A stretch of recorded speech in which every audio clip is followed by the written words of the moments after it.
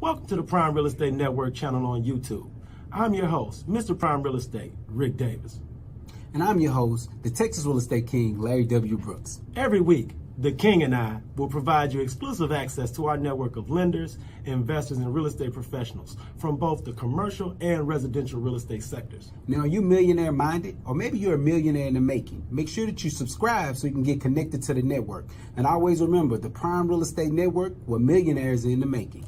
Create wealth for generations.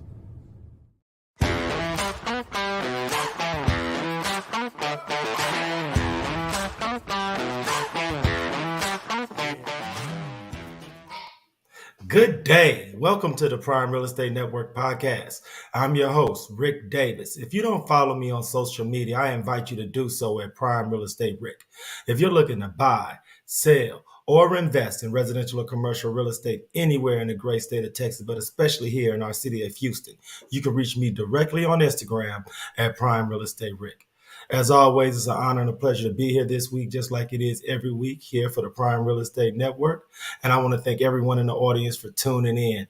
First things first, man, if you're a fan of the Prime Real Estate Network, like and share this episode, hit the subscribe button, and let's make sure we get the Prime Real Estate Network message out to as many people as we can, because today's show is one of the shows where we prepare to open doors for the next generation, man. But before we move further, I'd like to introduce my co-host.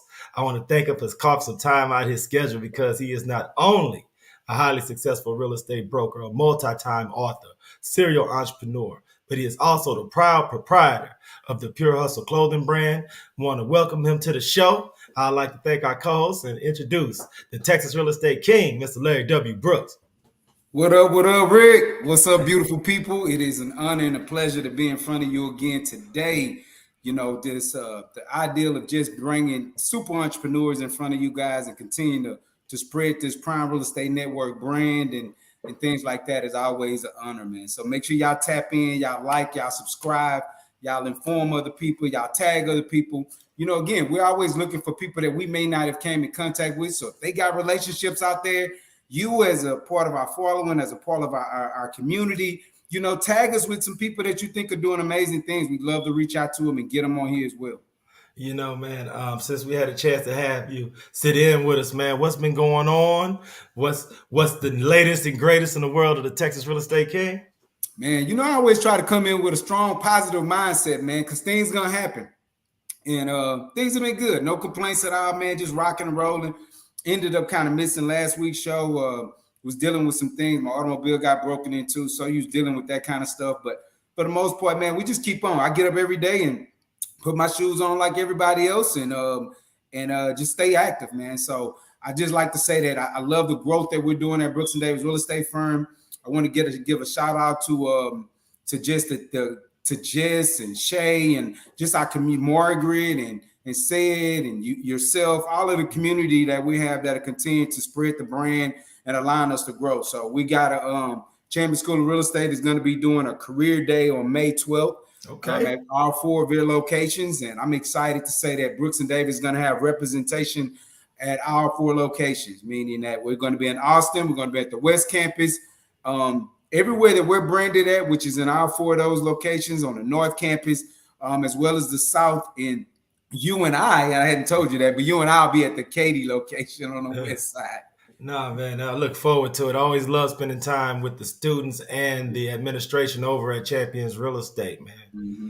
You know, one of the great things about hosting this particular show and founding this platform alongside of you is that we get to meet so many entrepreneurs and business owners that are really making a difference in the community every day.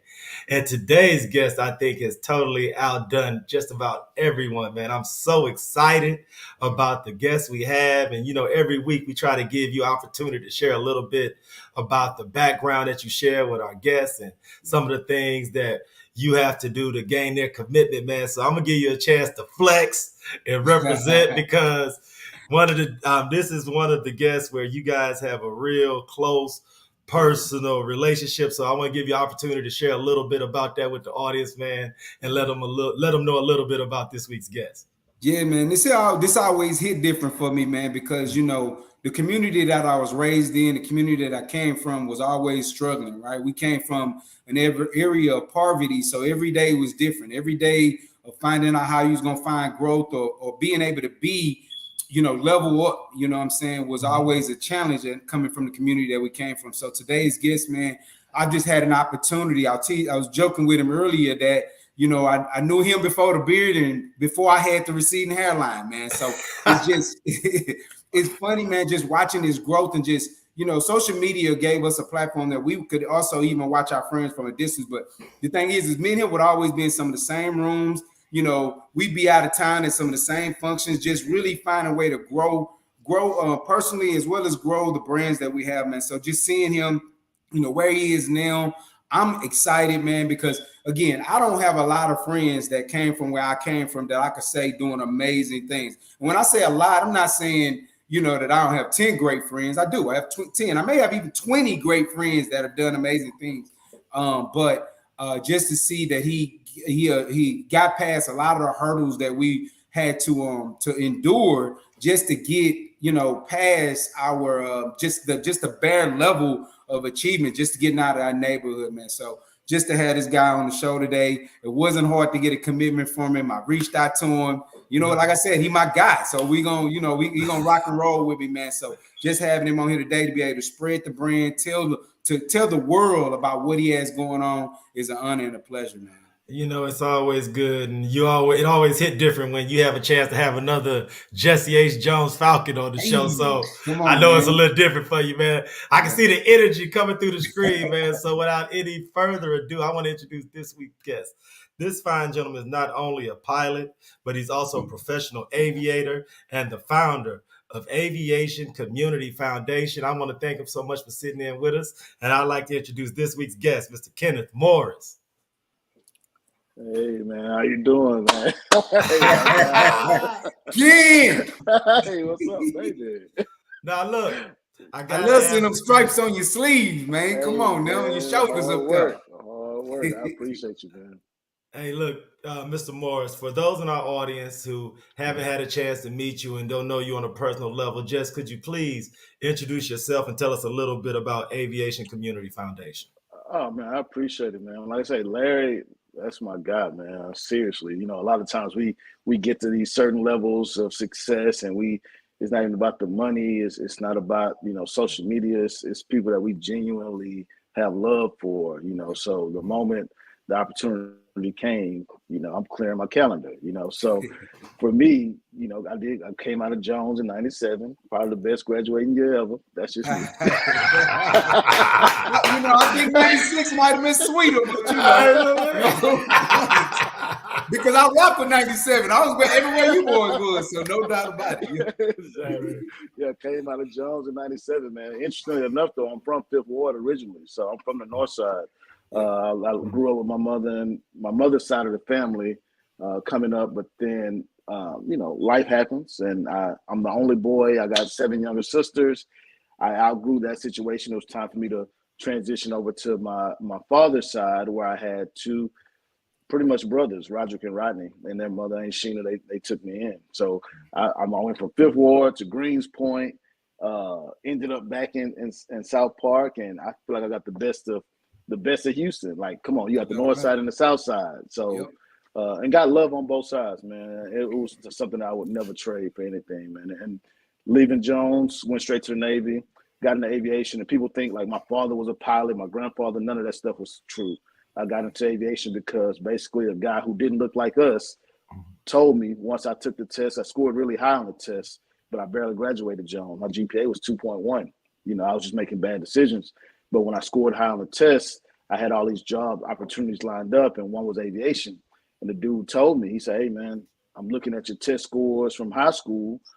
I think you need to go be a cook. I think you need to go be an operations specialist, do something that's not really technical." So me being who I am, I'm coming from South Park. I'm coming from Fifth Ward. Okay, I'm going to take that job you told me I couldn't do. And it involved aviation. So my job in the Navy, when y'all go to sleep at night, I fly around this huge secret airplane looking for submarines coming from other countries. So my job is to listen under excuse me, underwater from submarines from Russia, China, Pakistan, India, Afghanistan, wherever, listening for those submarines that come too close to the country and could possibly shoot missiles and destroy everything. Wow. So that's what I did as soon as I left Jones, and that's how I got involved in aviation. My first time ever flying a plane, I was 18, 19, $36 million airplane in the Navy. I had no idea. You know, so I had no idea this existed, but somebody challenged me. I'm like, okay, bet. I'm gonna show you, but I can tell you. So that's how I got into it.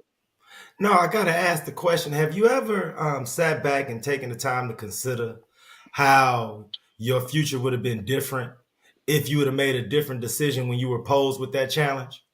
Because it's a big, huge difference between working in the kitchen and being a cook than engineering and working on the aviation side. Mm-hmm. And it came to the point where you came to a fork in the road and the decision was totally yours. Mm-hmm. So when you think back on that decision, have you ever thought of the ramifications or where that decision took you?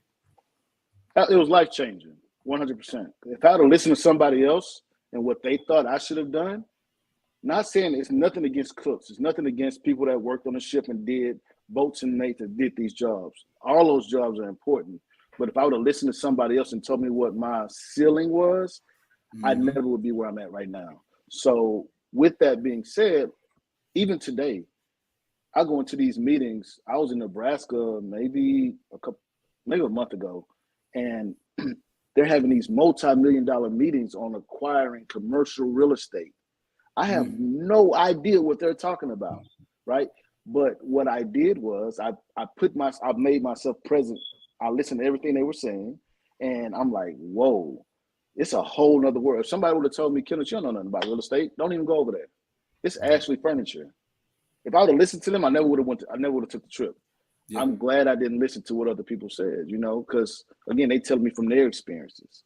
So when somebody tell you can't do something, man, it's them talking. It's not who you really are. So again, if I would have chose something different, I would not be where I am, and I would likely be regretting that decision right now.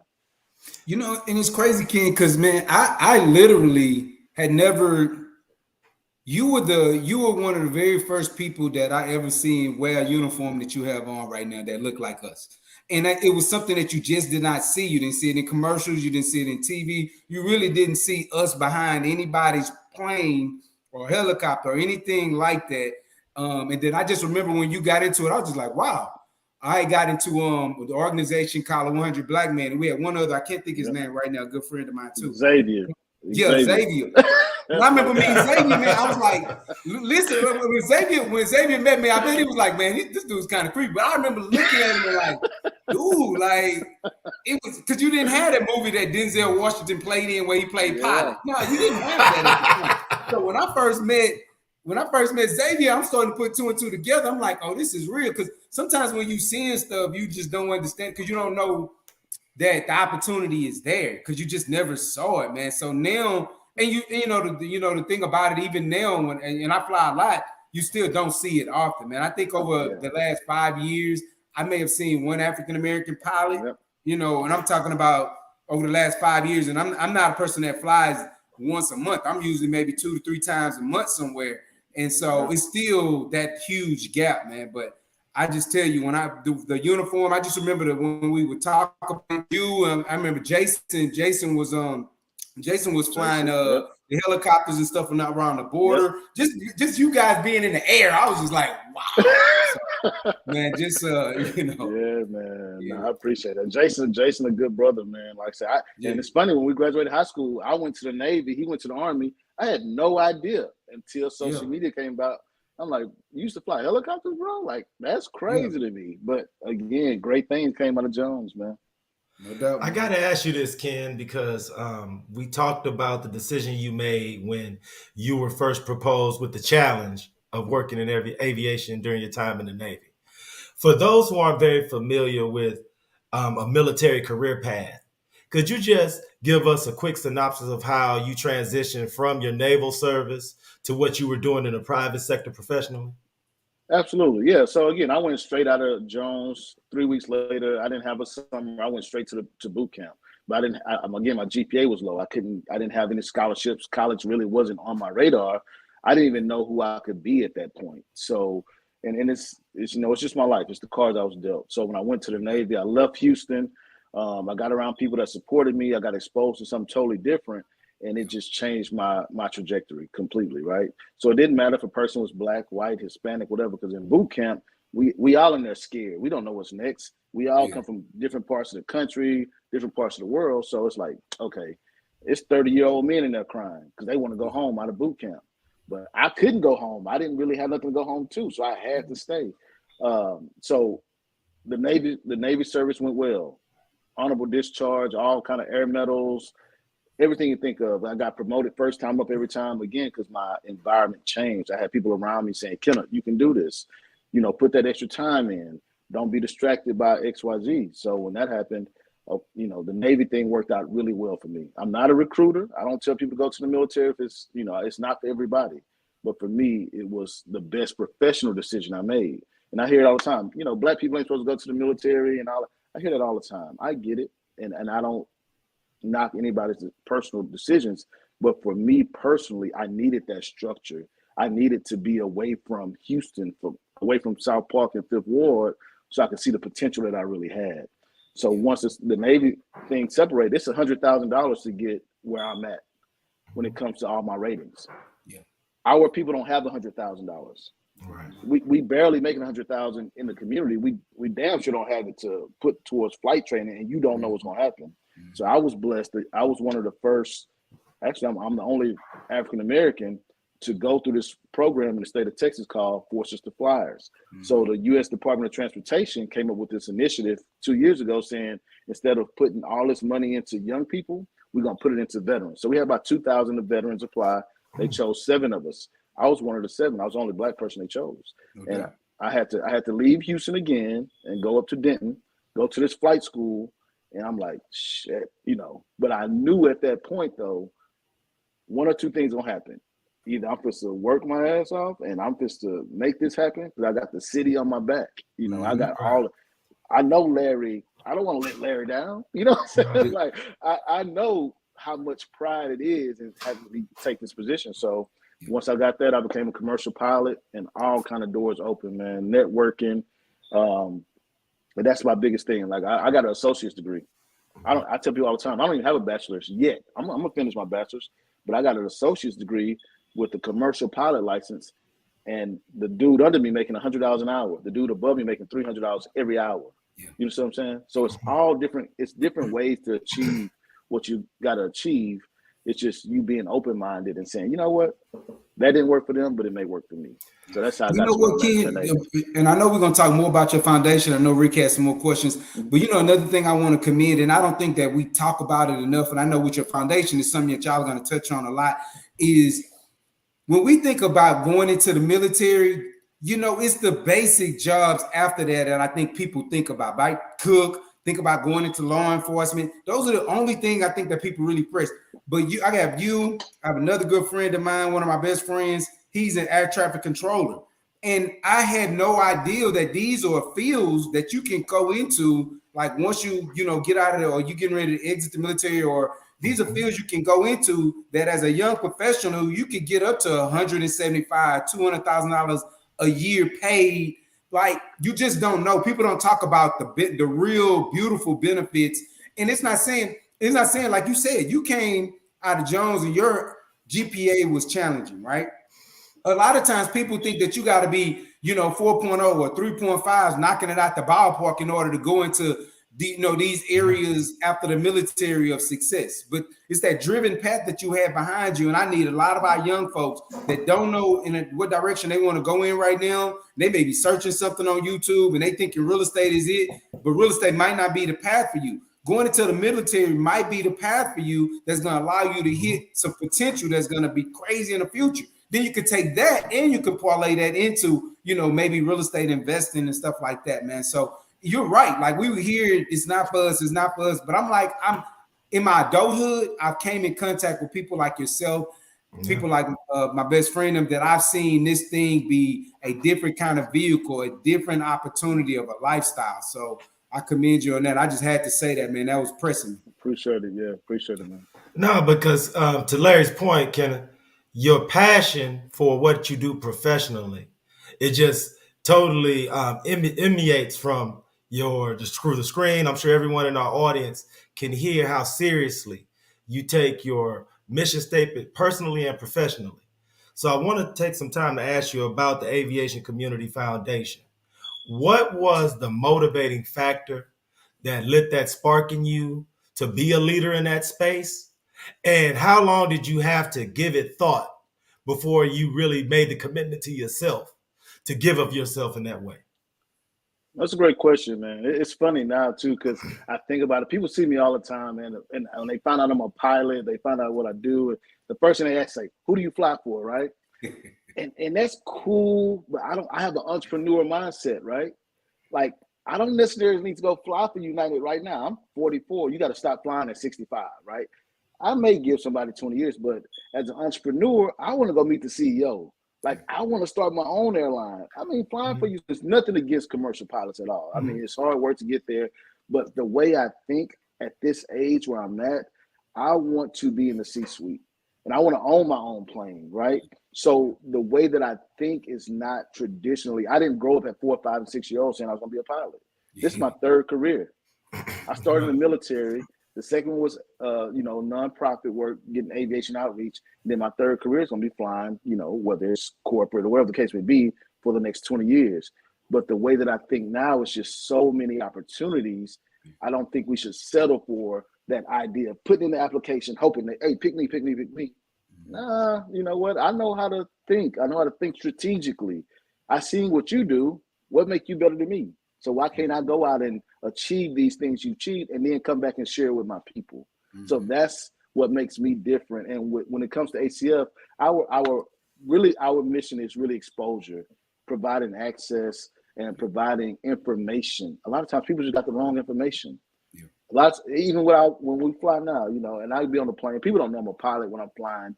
Either I'm flying Southwest or United Delta, whatever. I just get on the plane. I never tell people anything, but people get nervous. Saying we had turbulence because I know now turbulence is just bouncing. The plane ain't falling out the sky. The plane is so strong. I even see the Spirit on the memes now. They got Spirit putting tape on it. I saw that this morning. I saw that earlier. Yeah. Hey, but it's so funny though, kid. I seen that earlier this morning, but then yesterday I was looking at a meme, and ranking wise, Spirit is number 2 ranked commercial plane. While people be playing, playing with number 2. Yep. Yeah, man. It's funny, man. It's so many factors, man. But I'm tell you this. Now that I understand why airplanes fly, how airplanes fly, how many people are checking that airplane before it leaves, I feel more comfortable in the aircraft than I do in a car any day. Yeah. Driving in Houston, driving in that is nerve-wracking to me because I don't know what the next person doing. When I get in the airplane, though, if I'm not flying, I'm going to sleep. Like because I know the amount of safety.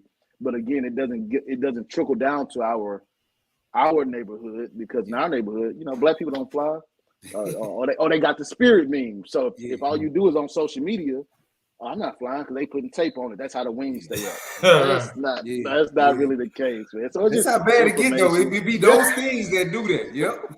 yeah, it'd be those things. So, but like I say, man, ACF is really about exposure, providing access, and it's important that, and I'll say this, just being transparent, man. A lot of times, people that look like us, they get to a certain level and they don't believe in coming back down and helping that next person.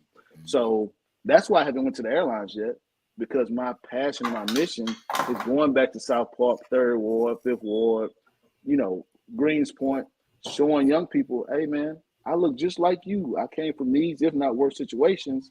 If I made it here, you can do it as well. I talk like you. I listen to Lil Baby. I listen to Lil Durk. I listen to all that too. You know what I'm saying? I listen to it while I'm flying. But let me give you the real answers, because if you go online and you approach somebody that had a uniform on, but they're not connected to our community, they're gonna give you the wrong information. So that's. I gotta say this, Ken, and not to interrupt, but I have to say this for our audience, because I don't think those members of our audience that are being exposed to you for the first time really understand the gravity of the things that you're doing in your foundation. Have you found another organization like yours that are exposing children from the grades of kindergarten all the way to senior year of high school and putting them in a position to learn about opportunities and careers in aviation, aerospace, and have specifically targeted the minority community as the basis for those you want to uplift. Like, have you seen an example of this in like LA, New York, Chicago, or was this your total brainchild? And if so, what type of support have you received from other leaders in the community to help get this off the ground? That's a great question, man. I'll preface that with saying there are other organizations around the country that do something similar. Mm-hmm. They may do great work. If I go to LA, nobody in LA know me. You know what I mean? And I get it because that's not my backyard. I know the mayor. I got the mayor's phone number in my phone right now, so I know Mayor Turner personally, right? Mm-hmm. Because I'm from Houston. I've been all in Acres Homes. I put programs there. So in Houston, I humbly say that the work that I do on a grassroots level, there's nobody doing it the way that I'm doing it. Nationally, though, there's an organization in LA, Fly Compton. In Chicago, it's called Aerostars.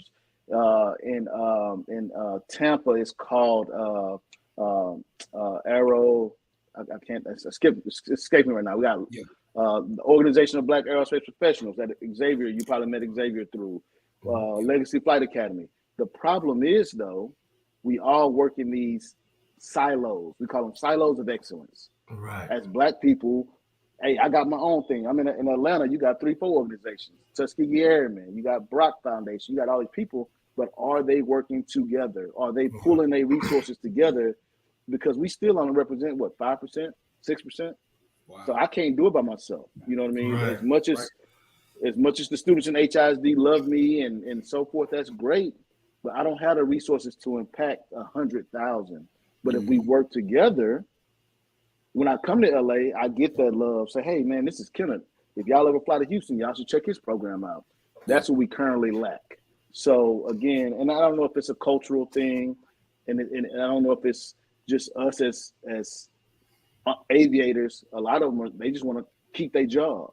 So they can't speak freely on a platform like yours like I can. If I say, hey, man, get them kids over there and sit down. Hey, look, I don't care what you do at school. You're not doing that in here. They can't say that because they work for United. They work for Delta. So they're kind of silenced. Where me, that's another reason why I haven't went to the airlines, because I want to say what I want to say, man. Because I know what the kids need to do. like, bro, sit down, man. I don't listen, man. All that gangster stuff, all that tough guy stuff, man, leave that out there, bro. If you in here, we about to learn about these airplanes. I'm about to put you in position to win. You're going to network with the owner of this company. Follow this blueprint, and you're going to be successful. But if you work for an airline, hey, man, look, don't say that because you're representing XYZ. Yeah, I have that freedom, which I love the most, and that's priceless to me. No, and Ken, I want you to know, if you feel as if the work that you're doing is underreported in our community, I want to challenge all the adults, all the moms, dads, aunts, uncles, adult cousins out there, because this is a program that is for the youth. I doubt that there's anyone between the ages of 5 and 18 who won't think that what you're doing is interesting and something that can separate them from the crowd. So I want to make sure that the adults that want to make an impact on the youth that's around them and in their community shares this episode and takes down all your contact information. So, Mr. Morris, could you please share with our audience your website, your contact info, and how an adult could go about inquiring, getting more information to get a kid in their life signed up for your program? Yeah, and donations, wherever they may be able to donate. Absolutely, and donations as well. Give to the program, volunteer. Yeah, they need some of that feedback. I appreciate that, man. Yeah, I appreciate that. That's important, man. Again, I'm a decade into this. I've been in aviation for 25 years, since we left Jones, since 97. I've been in aviation since 98. And it's been life-changing. And I can't say that enough. It's not about the Navy. It's not about, commercial or private aviation. It's really the access to these airplanes. Instead of looking down at cracked valves and whatever, you look up in the sky and say, man, I can go wherever this plane going. Mm-hmm. And when I tell you it's not as hard as people think, it's just applying yourself. It's just repetition. I learned to fly the airplane from repetition. And I didn't know that. I had to learn how to study it. I had to learn how to study it from somebody that didn't look like me, because I didn't have, out of 300 people in class, I was the only black person. You know what I'm saying? So I had to open my mind. So when it comes to these parents, man, when these young people tell you, and I don't care if they want to be, I'd love for them to be pilots, because there's no better time. But if they want to be a scientist, they want to be whatever it is, support the young people, man. It's a completely new generation. They're digital natives. They don't know a time before the internet like we do. The internet wasn't always around. So all they know is waking up getting on the phone and going to, all they know is the internet. So if they tell you they have an idea, don't shut them down because you didn't have that idea. Like, you'd be surprised how smart these young people are. So if I go to a school, shout out to Kiati. Kiati came and we had 1,000 people. We gave away 1,000 prom dresses, free prom dress for HISD, Carl Green, Michelle, John, who else we had? We had Janine and Inga. So many people were there. Gave away all these prom dresses. And the biggest thing that I took away from the parents, if I get them excited, Kiati get them excited, the school get them excited, but they go home and their parents tell them, oh man, that was all for show. You can't be no pilot. You can't be an air traffic controller. Everything we doing is in vain. Right. Because they never was a pilot. But I get it. Even today, I walked into Worthing not too long ago. I seen a brother, I had my uniform, a brother, he had to be 35, 40 years old. He said, man, I didn't even know we had black pilots. He's my peer, and he didn't know that we had black pilots. Right. So I just encourage the parents, man, just when your kids tell you they want to do something, they tell you they want to be an astronaut, do not give up on them kids, man. Like, it's so important. And Aviation Community Foundation, you can look me up again. I'm on all the social media sites. But if you Google, I hate saying Google me, but that's just what we do. It is what we do. Google me, man. Google me, baby. I humbly say that. I don't remember nothing he said. I don't remember nothing he said. But if you Google Kenneth Morris, black pilot, you'd be surprised. And then Google Aviation Community Foundation, or if I'm on social media, Twitter, Instagram, Facebook, it's H-Town AV, the number 8, the letter R. And then for those who want to text us directly, whether you want to volunteer, and we have fun. When you come out to the airport, you're going to have a fun time. You're going to, it's not manual labor. Like, you're going to have a fun time being around private jets and all that. But if you want to text us, our direct number is 832-779-0858. That's the company line. You can call or text if you want to, invite your family, your church group, anybody you can think of, and we open to all that. So thank you very much. Nah, man, I want to thank you so much for your time, Ken, because the work that you're doing is helping to mold the future. You're opening these children's eyes, these kids' eyes, to a life that they didn't know existed. Yeah. And I feel as if people like yourself need to be celebrated. So anything that Larry and myself can do, volunteer work, fundraising, to get involved with what you're doing at the Aviation Community Foundation, please let us know. We'd love to be involved. If you wanted to sit back in with us again on the show to talk about something you have coming up. And I got to ask you, Ken, for those in our audience that would love to meet, greet, and interact with you on a personal level, are there any opportunities? Are you doing any fundraising efforts? Are you heading up any civic organizations? What's going on next in the future with Mr. Kenneth Morris? That's funny, man. I was not expecting you to ask me that, but I'm gonna go and let it out the bag. So I do have a summer camp that's happening June 12th through the 17th. I put that out publicly. So if people want to volunteer, and the thing, like I say, it's about access. So if I go in and talk to the astronauts at NASA, you coming with me. You know what I mean? I'm not going to have you sitting outside and I'm ain't no closed door meetings. If I go talk to the owner of this airline, you coming with me. The kids coming with me so they can see how it works. That's what makes us different, right? So we do have that. So if people want to volunteer June 12th through the 17th, on the 17th, we actually taking everybody flying. Everybody that's part of the, we're going to take you flying. When I get you up to about 4,000 feet, I'm going to let the plane go. I'm going to let you fly the plane. That's how it's gonna work. Yeah. Hey, look, that's real. Yeah. Hey, hey, come on, hey. Yeah, that's everybody. Everybody get a chance to fly. Because that's how I learned. I didn't know nothing about flying. But yeah, so that's happening in June, and then in May, covering a magazine. I'm getting the cover of a magazine. So in June is when I transition more into my speaking roles, and I'm inviting everybody out, man. Just come out and get to, because people see me on social media, but they've never heard my presentation. Yeah. You have to come to my presentation to hear it. So this is gonna be the first time I do it publicly for somebody that's not in the school that might be my peer. You can actually see what the kids see, why they get excited. So that'll happen in June as well. So June 17th. So yeah. Look, man, thank you so much, man, on behalf of Nah, myself man, and my Larry, pleasure, man. man. Your time here, man, this has been fire. Yeah. Like I said before, Mr. Morris, if you ever need us, just reach out, man. If there's anything going on that you'd like for us to shine a spotlight on, we're definitely here for you, brother. So thank you so much for what you do. Okay, I appreciate y'all for the opportunity, man. Because like I say, I have a vision and I'm chasing it. I appreciate y'all giving me the platform and others the platform outside of myself, because we couldn't do it without y'all, man. So I truly appreciate you both. Hey, look, man, you keep rocking and rolling, brother. You know what I'm saying? I'm proud of you every day. Every time I get a chance to see you, I'm sharing whatever you got going on, bro. So just keep doing what you're doing. You're a hell of a representation of a Falcon, man. I appreciate you, man. I appreciate you, man. Appreciate you, brother, man. Have a great day. All right, man. Y'all have a good one, man. Y'all take it easy, bro. Yeah. All right. Come on, man. That's crazy, man. That's family, man. It's just amazing just watching people doing something that you didn't even know existed as a kid. And I remember when I got addicted to travel and flight, man. And one of my very first flights was when I was in high school. I was in summer track. I was in high school, summer track. We had a track meet in San Francisco, the Santa Clara area for nationals. That was my first time on a plane. And man, your boy's been addicted to wanting to be in the sky or wanting to be somewhere traveling ever since then. So hey, man, it's good to see. It's good to have a Jesse H. Jones Falcon that has his wings for real. Yeah. A real pilot, real aviator, man. That should definitely be someone that everyone from you guys' community should be proud of and support, man. Hey, man, today's episode was John Blaze, brother. Is there anything that you'd like to share that's coming up this weekend in the world of the Texas Real Estate King that our audience can get involved in?